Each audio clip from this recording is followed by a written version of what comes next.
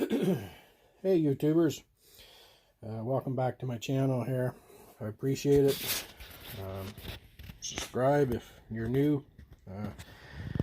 But this is not a to-do video, how to do video or anything like that. It's more of a question.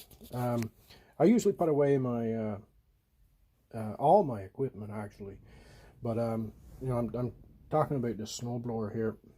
I'm getting ready to put it away, and hopefully it's not too soon. Usually what I do when I store it is I put stabilizer in my gas, and I fill the gas tank right up, and I just leave the carburetor full, and I'll start it maybe twice, during the winter or during the summer.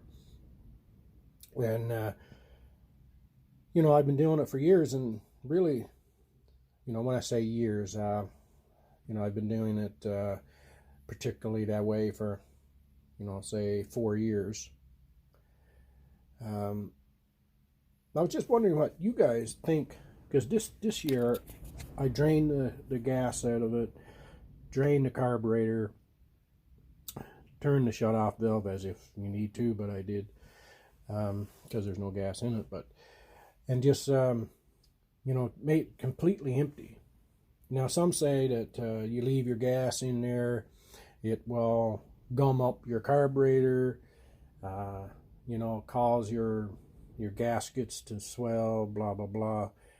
Whether all that's true, I don't know. There's a lot of videos out there, and there's a lot of experienced people, better than me, that say one way, and then some say the other. So just curious on what you guys think. This year I'm doing it this way.